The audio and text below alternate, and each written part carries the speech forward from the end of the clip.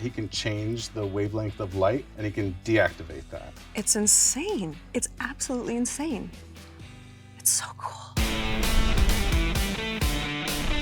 Hi, everybody, and welcome to the finale episode of No More Ink, the official after show for Ink Master that takes a deeper dive into the world of tattooing. I'm your host, Ryan Ashley, and joining me today is one of the most prominent names in tattooing, with a client list that ranges from Rihanna to LeBron James. It's none other than Bang Bang. Hey. Hey. Welcome. Thanks for having me. I couldn't think of a more perfect person to have come on the finale episode of this season, because this entire season we've been debating the whole theme of OGs versus young guns. And there's been so much conversation about our industry and the evolution of that industry and the trajectory of where it's going in the future. I know that you are really leading the way and carving the path for, the future of tattooing in many ways. And so I'm really happy to have you here and get some insight. Thanks, it's an honor. Yeah. So let's talk about your tattoo career. How long have you been tattooing? How did it all begin? Well, I think I'm one of the OGs now. I've been tattooing almost 22 years and started in high school and was kind of self-taught early and met some really great teachers along the way. So it's like a maybe non-traditional way to start teaching myself, but I'm lucky I have really great teachers. So this long list of really high-profile celebrity clientele that you have, I mean, I've barely scratched the surface on that. How did that all begin? I don't know. It feels like I have the whole world fooled. Yeah, I was a street shop artist that would work in New York City on 6th Ave. We have a strip that would have 5 tattoo shops in a row, and I was one of the guys who worked in the window. And once upon a time, Rihanna strolled in and wanted a tattoo and asked somebody who the best tattoo artist was on the block.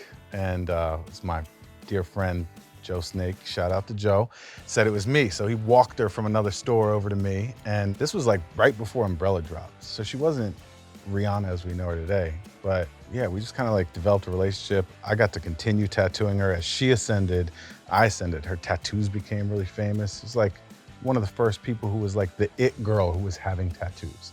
And her influence on fashion helped kind of bridge that gap between fashion and tattooing that didn't exist, that I think is probably a lot stronger now. I know that for a lot of us that have tattooed on TV and competed and all of that, it's a lot of pressure having the world look at your tattoos on such a large scale. So you have to feel the same way, having so much of your work and so many of your tattoos viewed by a world audience. Does that put a lot of pressure on the tattooing that you do? I don't think a lot about it. I'm trying to make something for the person I'm tattooing. So it's not really to feed my artistic craving or to feed, the eyes of the audience. It's like something for this person.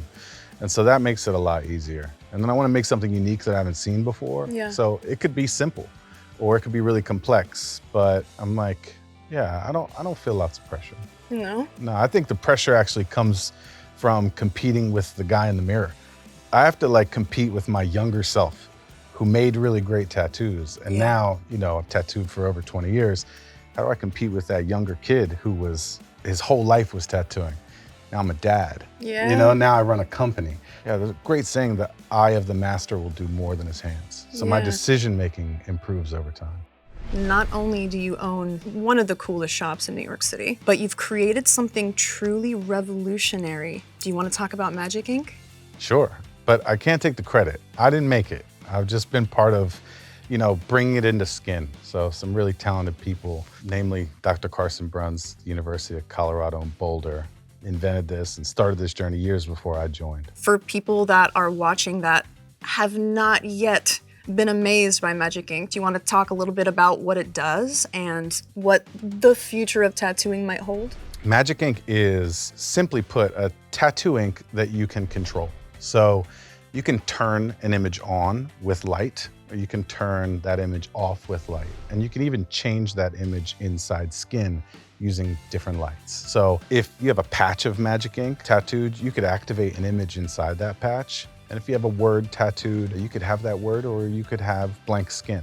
It's this type of, revolution that really makes me step back and realize how far tattooing has come. Because tattooing for over 20 years, when you first started tattooing, I'm sure it was still illegal in lots of the country. Yeah. And so tattooing has gone from being this really underground sort of like, lowbrow trade to being celebrated worldwide and being developed, as you said, by doctors and scientists and all of these things, where not only is our industry being embraced, it's actually being promoted and revolutionized, and it's crazy. It's a crazy transition. Yeah, thank God. Thank God, yeah. I don't think tattooing will exist in the future the way it exists today, but our inks are almost the exact same as they were, 5,000 years ago, where it's carbon soot stuck into skin. So I think in the future, tattoo inks and all of our tools will change. There's gonna be some pretty crazy things. I was so blown away by Magic Ink the first time I saw it. And to be honest, every single time I've seen it in action, I'm continuously amazed by what it can do. And I would love to show the world exactly what this stuff is. Should we bring him out? Let's do it.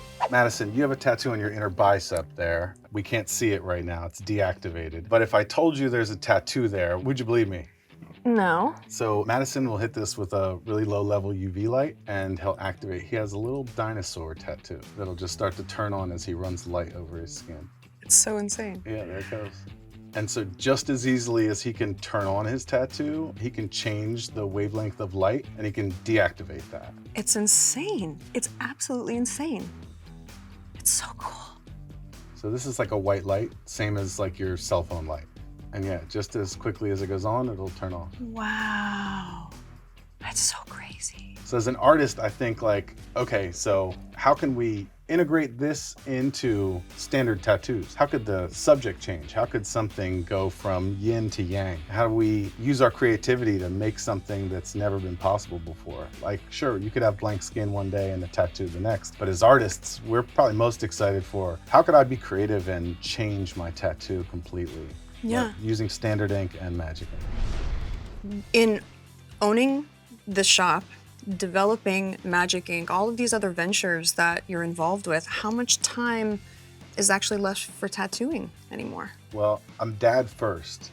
So I think the majority of my time is spent being dad. Yeah. And then my second obligation is to my staff and team. So making sure I'm working hard for them. I tattoo for fun now. Yeah. Yeah, so it's actually the release, the outlet. And what's really most satisfying with tattooing that I've come to learn over the years is it's the only job I do that I don't need any help with. With kids, obviously I need help from their mom or the babysitter or family. With running businesses, I need a ton of help. I can't do any of that by myself. It's a huge team. Yeah. And with tattooing, I don't need anybody's help, which is really satisfying. So it's in my hands and I feel really confident. When I have a tattoo machine in my hand, I feel like LeBron James with a ball in his hand. I feel really confident in my ability. So there's like no stress, no pressure. It's fun, it's chill, it's relaxed. And everybody knows, like, leave me the alone while I'm tattooing. Like, the work will be there when I'm done. I'm gonna give this person all of my energy today. Yeah. So no, I love it. I support that. I think that's rad. I love to make something for somebody. And I feel like in that moment, I'm the only person who can make it for them, and that feels like a gift. Yeah. Yeah, I love that. It is a gift. Before we get into what went down on this season finale, first we're going to revisit a prior season for our segment Ink Remastered, where we give one artist a shot to redo the tattoo that sent them packing. Today, we have Made Rich from season 3, which aired over 10 years ago. Let's take a look. Rich, let's start with you. The simplicity is what makes these things so hard. If you're gonna do things that in your mind are simple, then you gotta do them right. You made yourself look bad with this. Definitely a different type of tattoo already. I really love tattoos that you can see what they are and tell what they are from across the street. Yeah. So immediately I knew what it was. So Yeah. already improvement. Well, I would hope so. It's been over 10 years, huh? You Man, can learn if a he lot. did that first tattoo in my store, I'd have fired him. That first one was gnarly. This one's looking pretty good so far. Yeah, this looks good. Yeah, it's That much was better. nice. Yeah, much better. Wow. Yeah. Absolutely. Yeah, that's definitely. Look at the before and yeah, after. Yeah, no, that's wild. Talk about a glow up. Yeah. Yeah, I think he's figured it out since then for sure. Yeah, he's got some work to do on his hand anatomy still, but it's definitely improved. He had like a long list of things to work on from that first tattoo, and the hand is the last one. He just hasn't gotten to that yet. Yeah, it's on his checklist. On his to-do list.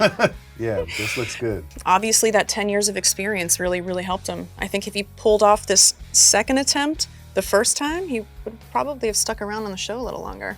Yeah, the eyes never lie. And look at the difference in the two. Yeah. Yeah, this Beautiful. one's good. Beautiful. Now it's time to get into the ink, so here's your official spoiler alert.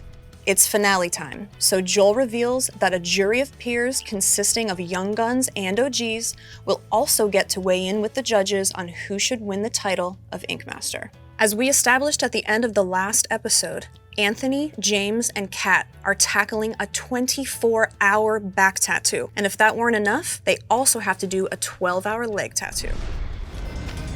Bada bing, bada boom. Anthony? Yeah, dude, that's a 12-hour tattoo for you. I know. Now that Anthony's in the finale with me, it's gonna be a dog-eat-dog fight. Or a dog-eat-cat. So that is 36 hours of tattooing over 3 days. Wild. Do you tattoo that long? Absolutely not. No? No shot. How many hours does your normal day look like? 6? 6? Yeah, about Yeah. 6. It's about average. Yeah, I think so. Over 8 hours, take a lot of breaks, chill. Yeah. You know, no rush, no pressure. Also work fast. So like, I'm gonna do a lot of trauma in 6 hours. Have you done giant pieces like this back piece these guys had to do? I've done like a sleeve in 3 days, back to back to back several times. Whoa, Yeah. that's insane. Yeah, it's tough. You actually have to start at the bottom and work your way up too, because the swelling will drop. So you start at the top of someone's arm. On day 3, their hand is a boxing glove. Whoa. So you can't tattoo on that much swelling. That's crazy. I never thought about that. Yeah. Oh my God, I'm learning so much during this. Oh, shucks. Well, before we dive deeper into Ink Master and what went down on this episode, first, a little game. So you're gonna love this. This is when I get kicked off the show. No, this is voted off. This is called the Sketch It Challenge. All right. And you're gonna get a tattoo related word. You're gonna do a little sketch of it, and we're gonna see if I can guess. What we should have done is played the Sketch It Challenge with magic ink. Right? Like play Pictionary I know, on right? somebody's arm. Next episode. All right, you ready for your word? Let's do it. You ready? No, I don't use these. And my secret word is like the one thing I'm terrible at, so ironic. Oh my God. I feel like you'll get it quick though, because I'm a G. Oh my God. Hershey Kiss. No, it's a gnome hat. Silly. Are we on a timer? Do I get like points if you get it quick? 29, 28. God, this is terrible. I don't know, it looks Holy smokes. really good to me. Is it a mandala? Bang! Let's go. That's why I'm the guy. Wow, that is, yeah. All right, Okay, ready? born ready. You're a pro at this. You're gonna do a better job than I did. Maybe. I got nothing. We're not there yet. It's a knee. Yeah, it is. You love these. Tube socks. Should I just color a tube sock under it? Is Just is it a tribal band? Yes, that is a tribal band, yes. Hold on. These are all really good tattoos that are designed really well. Yeah, they are. These are cherries. Okay, you ready for the kicker? Okay.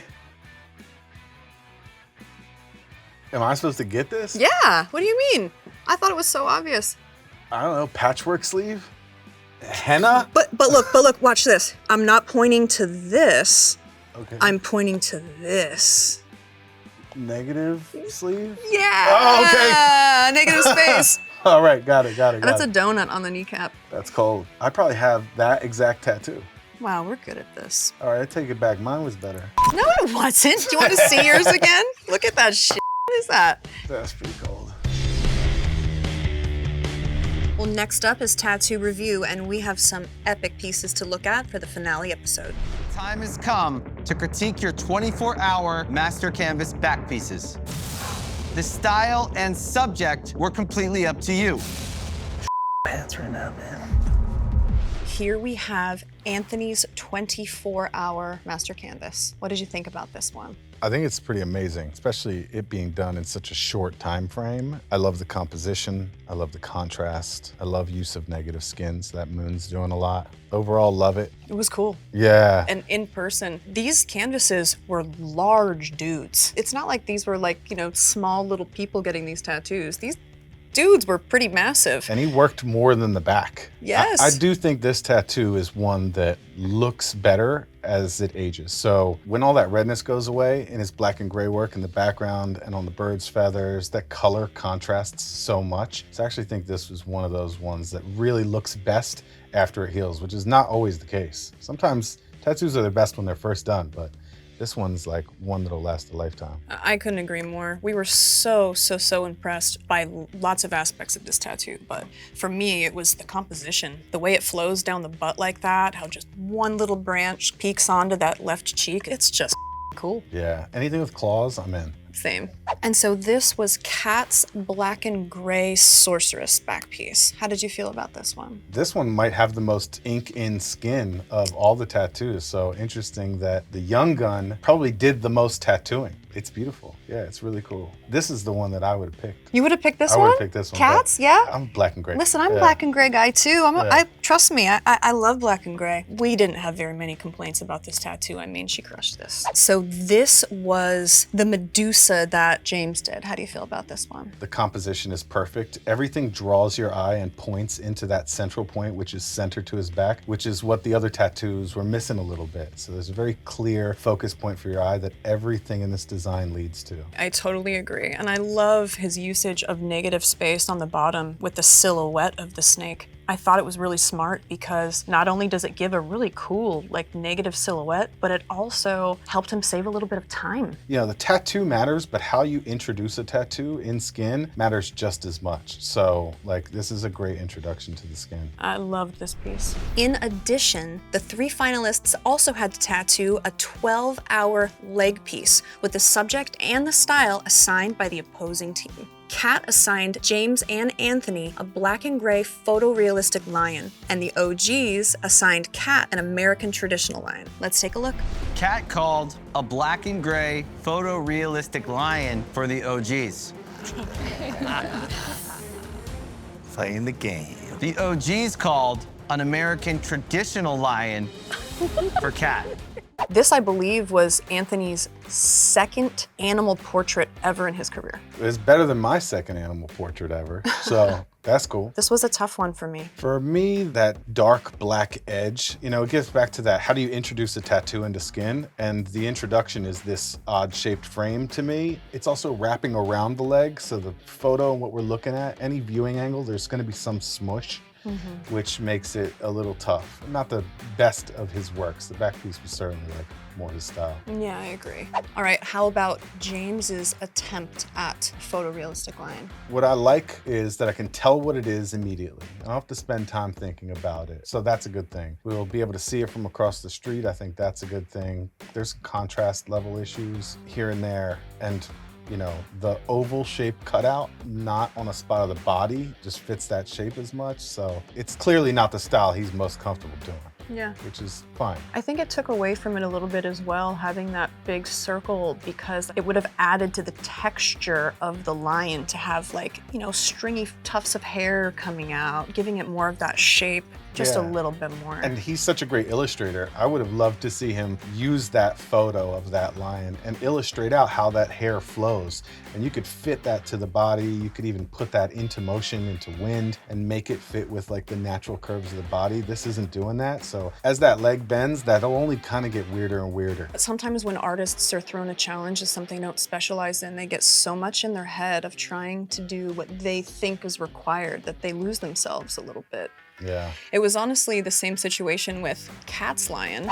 So Kat got American traditional, and in terms of the technical fundamentals, she did a really good job putting this really cleanly in the skin. I mean, the lines were bulletproof, everything was solid, but our problems were in the anatomy of the top of the head. It looks like it's cut off, like it's one of those haircuts that are totally flat on top. And the rose in front we thought was strange, how it went behind the mouth, but over the tuft of fur Yeah, on the like chest. tucked You under know, his it's like chin. tucked in a really strange way. But for American traditional, how did you feel about this one? Yeah, I mean, the line work is good. The color is solid. She didn't overly blend, so she didn't go from black to deep reds to pinks to whites. So she stayed in the kind of like fundamental rules or kind of the guardrails of what traditional is supposed to be. So whenever I see a young artist that's able to actually put lines solidly, cleanly in skin, like that's a win. It looks like a traditional tattoo. It's tough to judge traditional Americana tattooing because it's loose. It's supposed to be loose. I think if she was gonna make the decision to tuck the rose under the chin, then maybe to make the decision to pull that ear out in front of the other one. So if you're really gonna tuck it in, tuck it all in. I absolutely agree. The little drop shadow under the top rose is cool, but that trick isn't repeated anywhere else in the whole thing. You know, Yeah. we just had some cohesion issues. But I think there's just a couple little spots where she worked over her line, which, you know, it can happen. I'm also just rooting for the girls to win, man. I got girl dad, you know, so I was rooting for her. Is that who you were rooting for, Kat? Yeah. Yeah? Based on the work that I saw, she's the one I'd hire. Yeah. Yeah. She's rad. You should let her know. Call me. Unfortunately, Kat is eliminated, which means James and Anthony, the father-son duo, are going head-to-head for the chance to win $250,000 and the title of Ink Master. Kat, you do not have what it takes to be Ink Master. Done things in this competition that I didn't know I was capable of. I'm just grateful for everything I've gotten to do while I've been here. And ultimately, James takes the win. James, you do have what it takes to be Ink Master. So give me your thoughts on this finale result. Do you agree that James should have taken it? Yeah, he deserved it. Absolutely. His composition, his ink to skin, especially on the back piece. I think the back piece was the best of all the tattoos in the finale. So yeah, he deserved it. Yeah. Also I know not you're rooting. surprising, I like- know you're rooting for Kat, though. I was know rooting for you're Kat, yeah. Yeah, totally. Her style speaks to my heart. But it's not surprising the guy who's tattooed for over 20 years, you know, is the ink master. So. Well, that was the biggest question all season long is like, who will prevail, right? Like, will experience prevail or will like a young, hungry outlook on the industry prevail? You know, it's just depending on, who can play the game. I mean, when you make it this far against great artists, like everybody wins. Yeah. So she should be really proud of what she accomplished. Yeah, I think so too. Well, before we let you off the hook here, I'm gonna have you weigh in on an important topic in our industry. Yeah, let's do it. So, in your opinion, what do you think is something that's going wrong right now in our industry? Well, it's a good question. There's a lot going right. So it's probably easier to pick what's going right. Tattooing is in the best place it's probably ever been. It's most respected that it's ever been, at least in my career. And, you know, people like you and I have benefited greatly on it. So I love tattooing. I love everything people have done for us to get here. But if I'd like to see, you know, improvement or something that's not working well, I think it is regulation. In our country, every state regulates tattooing differently. Some artists don't need licenses. You'll see artists around the world that may be incredibly talented and famous, don't work in tattoo studios, they work privately. It's really hard to regulate that from, you know, government oversight or the health department. Someone doesn't have a publicly listed address. How could someone ever come in and make sure that their standards and protocols are up to par for people's safety? Tattooing is probably the most invasive, least regulated industry in the world. Yeah. For me, it might be odd to hear, but I'd like to see federal regulations. So there's one unified regulatory body for tattooing and protocol and standard practice, because it changes all over the world, but it even changes state to state in the US. So yeah, I would like to see more of that. God, I've worked in places where it's just the Wild West. You don't need anything. You just Yeah. show up with your machine and you're Yeah. a tattooer. And even though I love the idea of being an artist and being able to work and travel and just bring my machine with me and everything, that being said, you're opening up somebody's body. You're opening up a human body, and there's so many things that can go wrong, so many infections to be had, so much bacteria. There's just so much people need to know, and I don't think everyone prioritizes educating themselves on all of those components. And there's no rules that you have to Yeah. in some places. So Yeah. why would you? And I think, you know, there's no standard form of education for tattooing. Yeah. And there's no degrees needed. You can buy tattoo equipment on Amazon. If you think of what industries are as invasive, that are as easily accessible, like, you know, what compares? We might be doing more invasive work than like a lot of dentists do. I was just gonna say, You what know, about and even think like about all the dentists? Yeah. schooling and education and regulatory bodies that protect people for that industry. Yeah. So, although, you know, too much regulation is probably a bad thing, I think some is important, and currently we have about 0. No, it's very true. Hairstylists and people that work in the beauty industry are more regulated and have to go through more education and more tests than we do. Yeah. Right? I think that'll change in the future. Yeah. Yeah. And I think it'll be a good thing, and it'll be a safer thing for clients. Yeah, and I suppose it would weed out the people that didn't take it as seriously as it needs to be taken, right? Yeah. Yeah, good. You got some good answers today. Thanks, sis. Oh, God. Thank you so much for coming. I'm so stoked that we got to have you, especially for this big finale episode. And why don't you let people know where and how to find you? Obviously, I'm Bang Bang, the store in New York City, about 30 amazing tattoo artists that do a variety of works, and it's an honor to be here with you. Anything, always, anytime for you. So thanks for having me. Well, that's it for No More Ink. You can catch up on all of the previous seasons of Ink Master on Paramount Plus, and don't forget to subscribe to the Ink Master YouTube channel for everything Ink Master. Yay! Killed it.